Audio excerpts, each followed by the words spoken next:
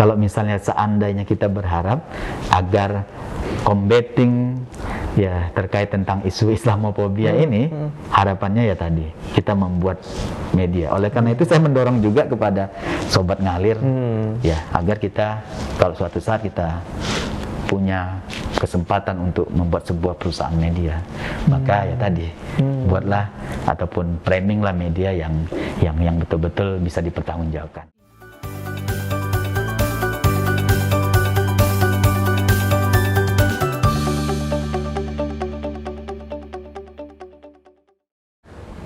Assalamualaikum warahmatullahi wabarakatuh. Halo, apa kabar Sobat Ngalir sekalian? Kembali lagi di Ngalir Talk Show, ngobrol ala IR, persembahan Laboratorium Diplomasi Program Studi Hubungan Internasional Universitas Islam Indonesia. Saya, Agus Jirena Putra, akan menemani Sobat Ngalir sekalian untuk berbagi cerita dan inspirasi dari tamu-tamu istimewa kita. Dan kali ini sangat istimewa Sobat Ngalir karena kita kedatangan tamu. Beliau merupakan dosen program studi hubungan internasional, tidak lain dan tidak bukan yaitu Bapak Willy Ashadi. Kita sapa terlebih dahulu. Assalamualaikum Pak Willy. Waalaikumsalam warahmatullahi wabarakatuh, Mas Agus.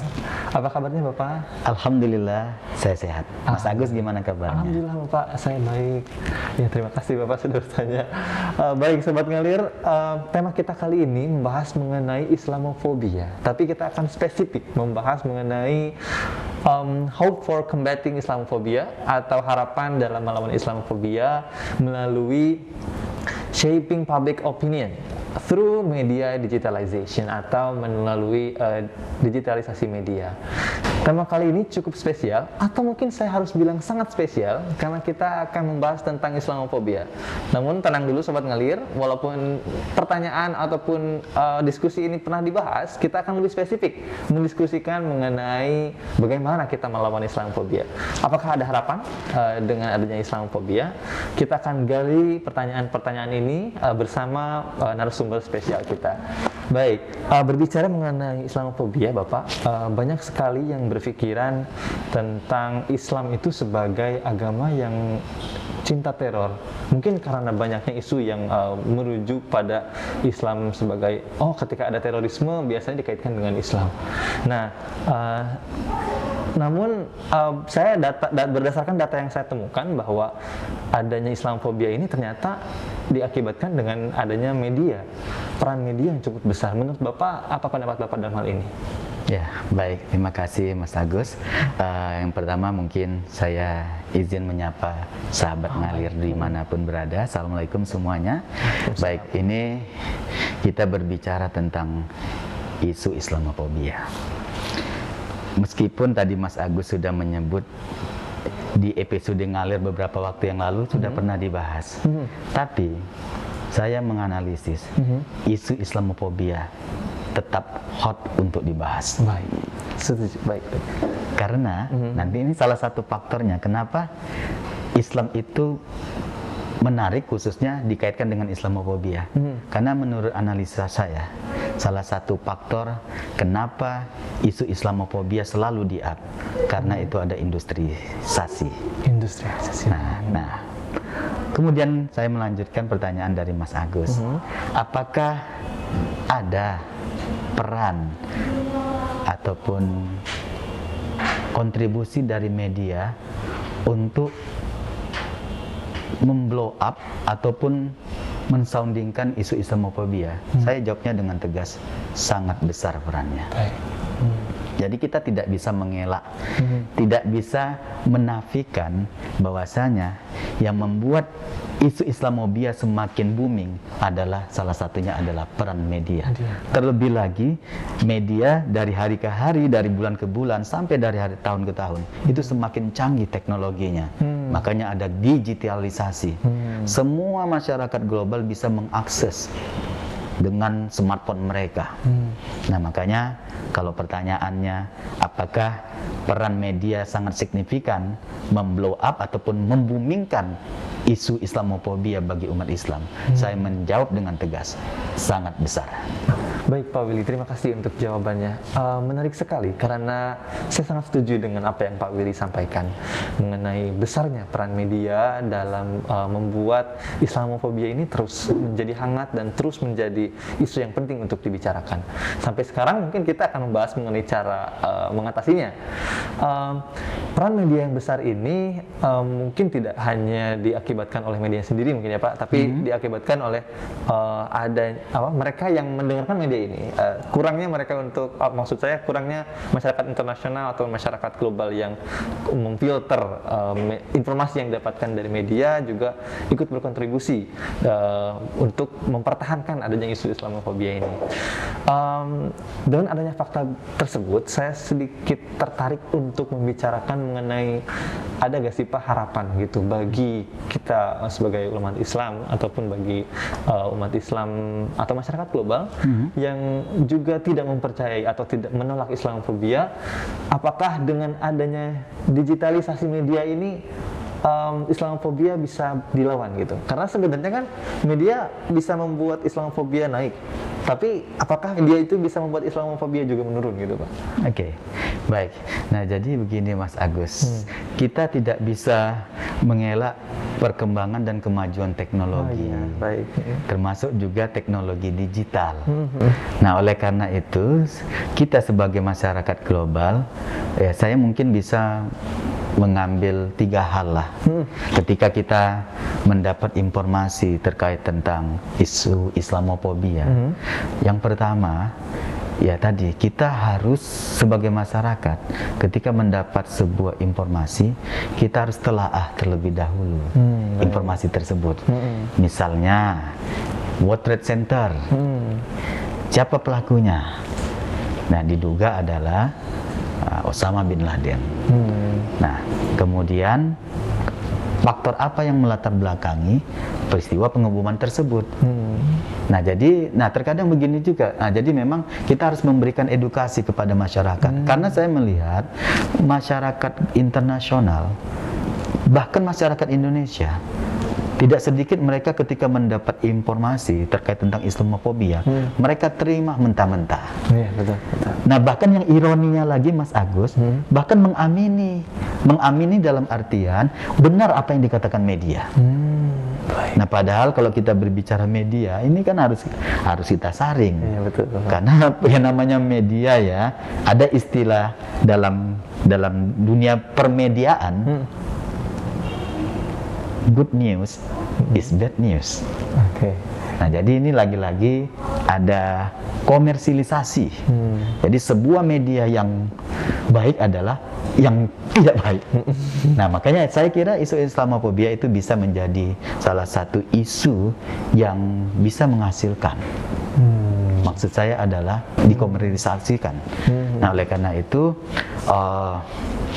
yang pertama. Jadi kita harus memberikan edukasi kepada masyarakat global. Ketika kita mendapat pemberitaan terkait tentang tindakan teror yang dilakukan oleh umat Islam, kemudian dilabeli dengan Islamofobia. Nah, itu saya kira itu perlu perhatian dan pencermatan yang dalam. Karena ya tadi bahwasanya kalau misalnya kita mengetahui ajaran Islam itu bukan ajaran yang menebarkan teror. Nah, jadi memang cuman ya tadi karena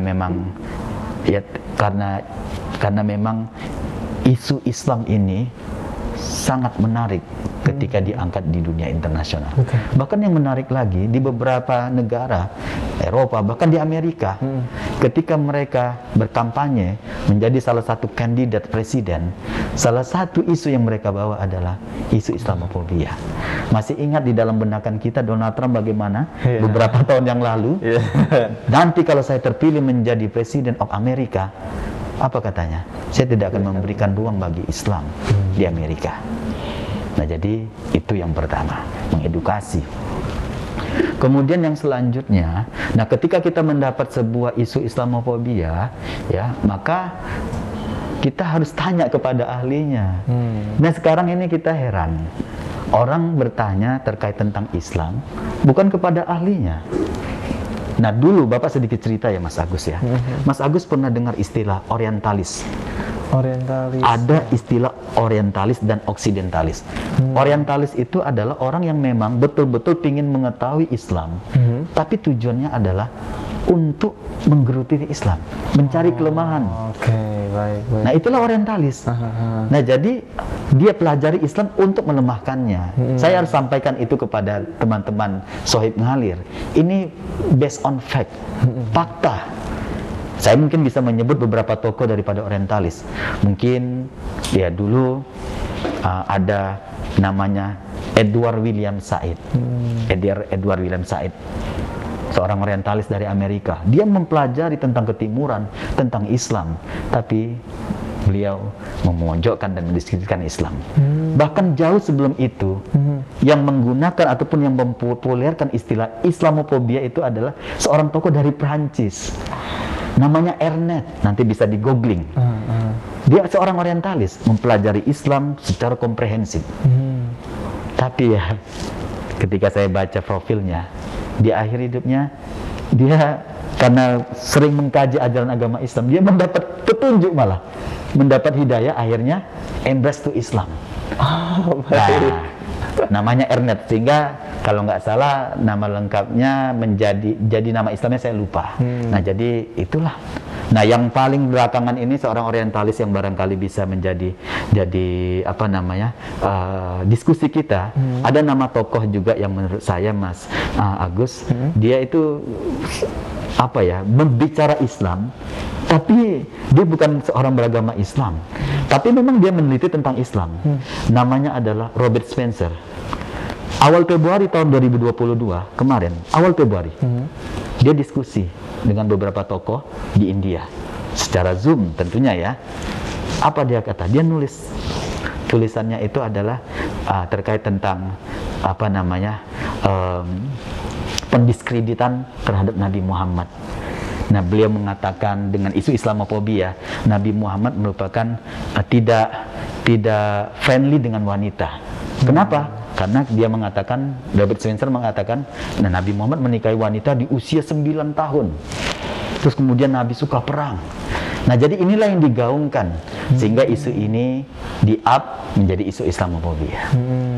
Baik. Nah jadi begitulah. Baik, ternyata ada juga ya yang ternyata mereka yang mempelajari Islam tapi untuk kepentingan yang berbeda gitu, malah Ya, untuk politik dan ekonomi. Iya, oke, baik. Ternyata cukup miris juga ya Pak untuk mendengar berita-berita mengenai hal itu. Oke, berbicara mengenai peran media gitu. Seperti yang tadi Pak Willy bilang, mungkin ada beberapa hal ya yang tentunya ngefilter ya Pak, filter media apa informasi yang kita dapatkan, lalu mendalami apa yang kita cari tentunya, tidak hanya memfilter, tapi juga kalau kita ingin melihat isu-isu mengenai Islamofobia, tentunya kita harus memahami Islamnya terlebih dahulu. Kita melihat bahwa apakah memang isu ini benar atau apakah ternyata ini sejalan dengan ini Islam atau apa bagaimana. Jadi ternyata yang kenyataannya gitu, ternyata banyak sekali gitu isu-isu yang dikaitkan dengan Islam seperti teroris itu sendiri tidak berhubungan dengan nilai-nilai yang diajarkan oleh Islam ya Pak. Baik, berbicara mengenai hal itu, mungkin ini bisa dibilang pesan mungkin Pak. Kira-kira apakah apa pesan yang perlu disampaikan kepada masyarakat luas mengenai Islam, atau mungkin saya bisa sebut apa sih yang perlu dipahami terlebih dahulu gitu untuk memahami Islamofobia, namun dengan adanya media ini. Mungkin misal setidaknya kita tidak mempelajari Islam tapi kita tahu kalau Islam itu tidak mencintai peperangan. Mungkin itu. Baik. Nah jadi Mas Agus, biar kita tidak langsung mengatakan ataupun kita takut terhadap Islam, maka yang pertama kali memang kita harus mengenal Islam, dan mengenalnya jangan parsial. mengenalnya harus totalitas. Oke, baik. Dan itu sesuai dengan ajaran agama kita.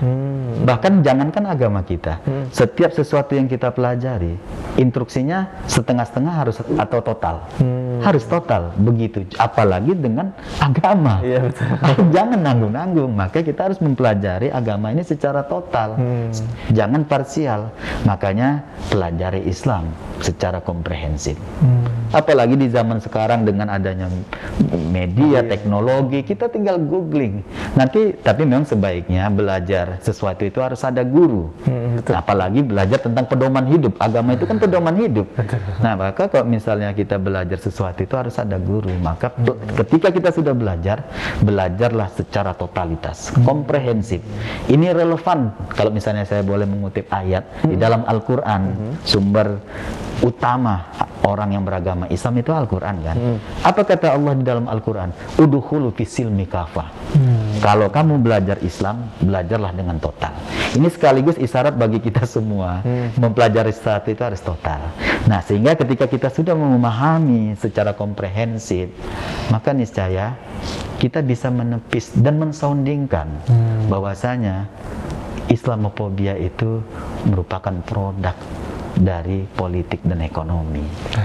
Nah, apalagi kalau misal kita maknai, Islamofobia itu kan berasal dari dua kata, Islam dan fobia. Dan dua kata ini sangat berjauhan. Yang satu maknanya adalah positif, yang satu negatif. Islam artinya adalah kedamaian, keselamatan, sementara fobia ketakutan. Masa orang selamat takut?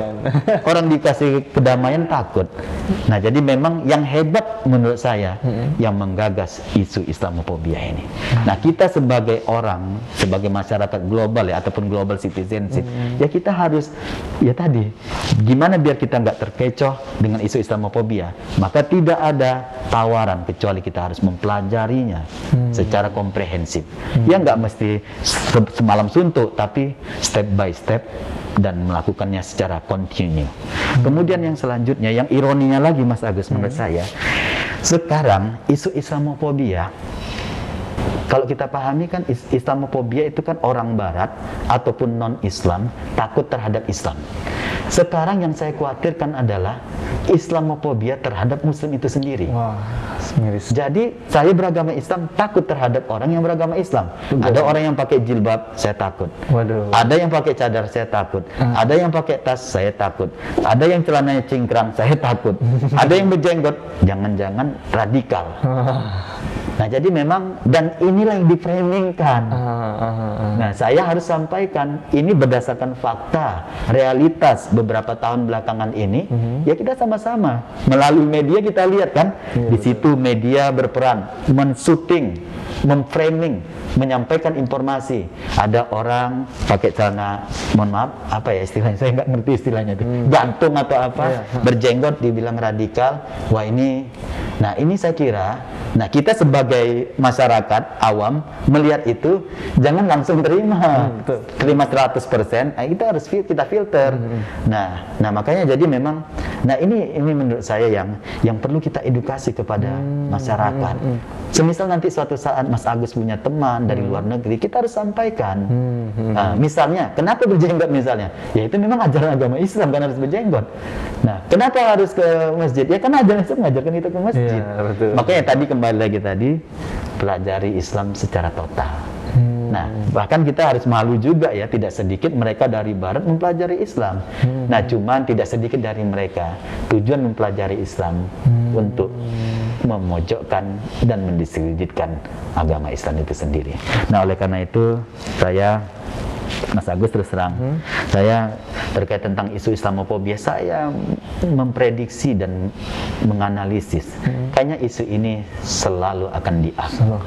Karena ya tadi, saya melihat ini ada potensi politik, ya seperti Donald Trump. Ekonomi, misalnya ada kasus kayak misalnya ada teror itu bisa jadi produksi film, kemudian ada donatur yang memproduksinya, itu kan semua ada poin-poin juga kan. Nah, oleh karena itu kembali kepada diri kita, dan saya mengajak kepada kita semua, kalau kita belajar Islam itu belajarlah secara total. Baik. Menarik sekali. Bahasa Inggris. Mungkin saya boleh satu lagi nggak Mas Agus? Oh, boleh. Jadi begini, satu lagi yang barangkali yang bisa menjadi pertimbangan kita sebelum kita memutuskan ataupun mengamini Islamofobia. Satu lagi Mas Agus, jangan kita mengeneralisir ketika ada oknum, aktor yang menggunakan simbol-simbol Islam, melakukan kekerasan atas nama Islamofobia, kita generalisir Islam seperti itu. Jangan seperti itu. Makanya kita harus sampaikan kepada masyarakat global ataupun global citizenship bahwa Islam tidak seperti itu.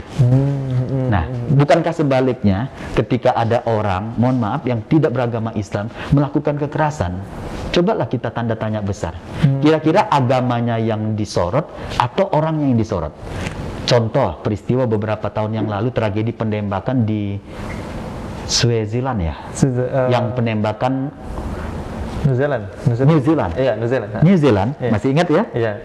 Nah, sekarang yang saya tanya Mas Agus, apakah pelaku penembakan itu disorot agamanya atau orangnya? Bukan agamanya. Oh iya. Jadi yang menembak bukan tapi begitu orangnya. Sebaliknya, ketika ada orang yang menggunakan simbol-simbol Islam, Oh iya, baik. dan yang disorot adalah agamanya. Betul. Nah, inilah yang menjadi pikiran kita semua. Baik. Menjadi pikiran semua. Saya hanya memberikan edukasi kepada khalayak bahwasanya kita suka nggak suka, mau nggak mau, inilah realitas yang kita hadapi.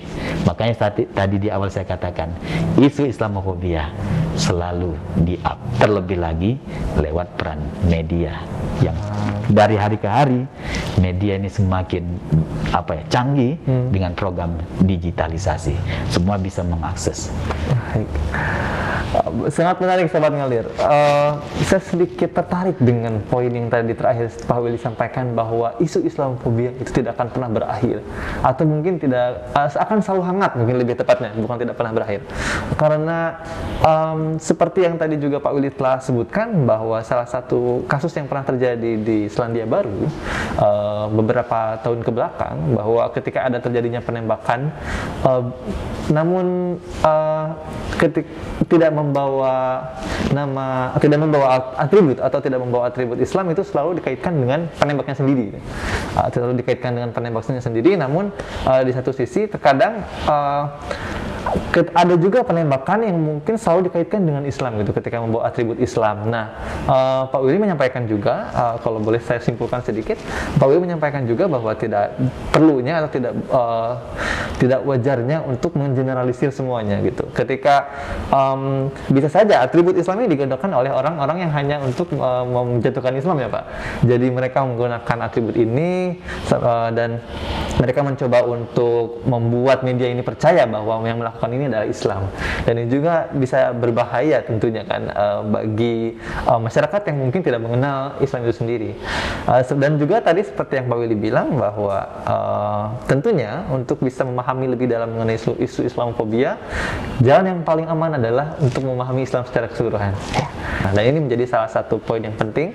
Jadi Sobat Ngalir sekalian ataupun masyarakat internasional dan masyarakat global juga perlu meyakini bahwa sulitnya untuk memaintain ini, dan tentunya dengan adanya fakta untuk sulit memaintain Islamofobia dengan adanya media, tentunya kita juga yang perlu dipertimbangkan, yang perlu dipahami dan juga diperhatikan adalah media itu sendiri. Jadi mungkin saja ada harapan. Nah, mungkin menurut Bapak Pak, kira-kira walaupun banyak dari media ini yang membuat Islamofobia ini naik terus hangat, ada gak sih harapan Islamofobia ini bisa turun kembali tapi dengan adanya media? Harapan, tapi namanya berharap ya kita bisa saja ya. Bisa saja dan bisa terjadi. Betul. Mungkin kalau menurut hemat saya, gimana caranya agar isu Islamofobia yang sudah disondingkan oleh media-media yang tanda kutip memojokkan dan mendiskreditkan Islam, maka salah satu solusinya adalah kita harus mengcounter, membuat media tandingan. Baik. Ya, kita harus meluruskan. Betul. Nah, itu kan fair. Betul. Nah, cuman lagi-lagi ini semua nanti kita berkompetisi. Nah, tentunya kalau misalnya kita bisa menyajikan informasi itu by data, saya yakin masyarakat internasional sekarang dengan kecanggihan teknologi mereka paham media mana yang bisa dijadikan rujukan. Nah, jadi itu barangkali menurut hemat saya, kalau misalnya seandainya kita berharap agar combating ya terkait tentang isu Islamofobia ini, harapannya ya tadi kita membuat media. Oleh karena itu saya mendorong juga kepada sobat ngalir ya agar kita kalau suatu saat kita punya kesempatan untuk membuat sebuah perusahaan media, maka ya tadi buatlah ataupun framinglah media yang betul-betul bisa dipertanggungjawabkan. Karena media saat ini kalau kita lihat yang ada ini kan ya jargonnya positif semua ya. Saya nggak usah nyebut lah brandingnya apa, ada yang ini terini. Tapi nah terlepas dari itu, ketika kita menyampaikan informasi, khususnya agama Islam mengajarkan kepada kita menyampaikan informasi itu harus dengan kejujuran. Baik, terima kasih Pak Willy. Baik, luar biasa sekali untuk mendiskusikan topik yang berkaitan dengan Islamofobia ini. Saya sedikit mengambil kesimpulan dari jawaban tadi bahwa media dilawan dengan media gitu. Justru dengan digitalisasinya media saat ini, kita bisa punya harapan ataupun potensi untuk bisa mengembalikan citra Islam. Mungkin waktu itu yang punya media hanya orang-orang yang ekonominya sudah tinggi dan mereka yang punya power gitu ya Pak. Namun karena digitalisasi, ketika kita bisa membuat perusahaan media yang juga bisa memframing mereka gitu, dalam tanda kutip memframing mereka, ini bisa menjadikan alat untuk mengembalikan atau melawan isu-isu ataupun melawan anggapan-anggapan mengenai Islam yang dianggap sebagai agama pencipta teror. Baik. Mungkin itu saja Sobat Ngalir. Sayangnya karena episode kali ini akan segera berakhir, saya ucapkan terima kasih dulu kepada Pak Willy yang sudah berkenan hadir menjadi narasumber dari Ngalir Talk Show, dan juga saya ucapkan terima kasih kepada Sobat Ngalir yang senantiasa mendengarkan episode kali ini dari awal sampai akhir.